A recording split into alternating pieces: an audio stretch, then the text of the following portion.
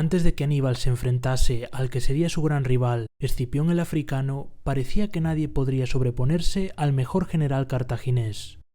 Incluso después de malgastar a su ejército cruzando los traicioneros Alpes, Aníbal se dio prisa en enseñarles a los romanos su genio militar. En uno de sus primeros grandes enfrentamientos, las hábiles dotes tácticas de Aníbal hicieron que sus fuerzas derrotasen a un ejército romano mucho mayor. Era invierno. Ambos ejércitos habían levantado campamento en lados opuestos del río Trebia. Aníbal y sus jinetes atacaron el campamento romano al alba, empujando a sus enemigos en dirección al río. Además, el cartaginés había ocultado cuidadosamente a una unidad liderada por su hermano, cuya misión era emboscar a los romanos por el flanco y la retaguardia, en el momento en el que las dos fuerzas principales chocasen.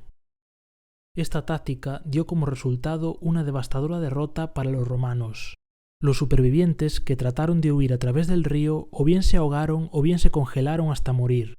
Al final de la batalla, solo una cuarta parte de los 40.000 soldados romanos habían conseguido escapar con vida. Desafortunadamente para ellos, esta derrota solo fue un anticipo de lo que vendría en su siguiente encuentro. Mientras que miles de romanos habían sido capaces de escapar en la anterior batalla, esta vez no habría huida posible. En lo que sería a la postre descrito como una de las mejores emboscadas de la historia, el ejército de Aníbal, formado por 55.000 soldados, barrió una fuerza romana de 30.000. Los romanos, liderados por Gaius Flaminius, estaban en plena persecución del ejército de Aníbal, cuando se vieron atravesando un camino tortuoso, con el lago Trasimene a un lado y un bosque frondoso al otro. Sin sospechar que los cartagineses se habían camuflado en el bosque, los romanos marcharon en línea por el camino. Al amparo de la niebla matutina, los cartagineses cargaron contra los romanos, masacrándolos en una trampa sin salida. En 3 horas habían muerto 15.000 romanos, incluido su general. Otros 15.000 cayeron prisioneros, mientras que los cartagineses solo habían perdido a 1.500 de sus hombres. Por si fuera poco, los cartagineses destruyeron también a una unidad de 4.000 jinetes romanos que había acudido en socorro del devastado ejército.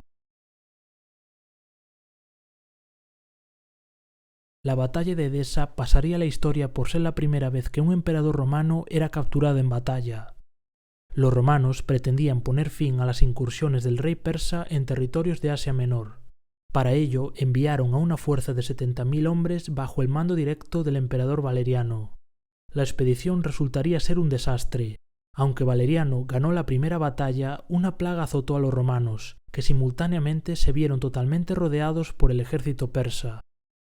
Sin tener otras opciones, Valeriano y sus oficiales intentaron negociar una paz con los sasánidas, pero fueron capturados en el proceso. Esto llevó a que los restantes romanos, unos 60.000, se rindieran.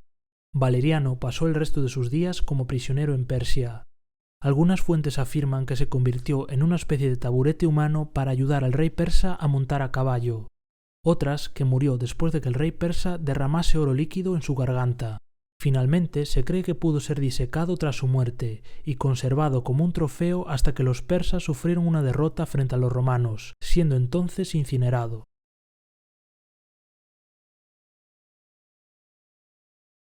Aníbal no era el único de la familia Barca que se enfrentaba a los romanos. Su hermano Asdrúbal, un hombre más cauto, demostró que él también podía enseñarles algo a los romanos en el arte de la guerra. De hecho, esta batalla representa la única gran victoria cartaginesa en la que Aníbal Barca no estaba al mando. Tuvo lugar en Hispania, y realmente fueron 2 enfrentamientos separados por un corto espacio de tiempo, en los que 3 fuerzas cartaginesas derrotaron a 2 ejércitos romanos liderados por los hermanos Escipión.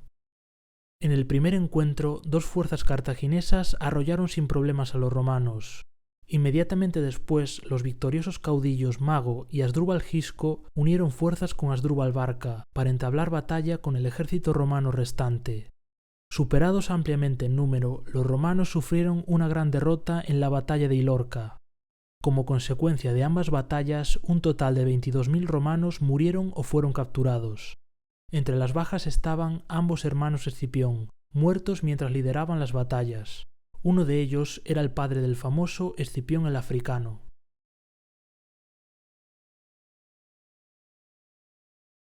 Valente, soberano de la mitad oriental del imperio, había solicitado asistencia a su sobrino Graciano, emperador de Occidente, para reprimir la invasión de los godos en Tracia.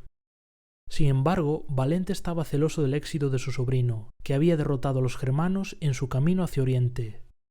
Entonces, Valente decidió que era su momento de gloria, atacando en solitario a los godos que estaban a las puertas de la ciudad de Adrianópolis. Al mando de unos 50.000 soldados, Valente trabó combate, pensando que se enfrentaba a una fuerza numéricamente menor. En realidad, los godos eran por lo menos el doble que los romanos, y su fuerza estaba compuesta principalmente por caballería pesada. Liderados por el caudillo Frigiterno, los godos rodearon y masacraron a los romanos. Para cuando finalizó la lucha, 2/3 del ejército romano yacían muertos en el campo de batalla, incluyendo al propio emperador.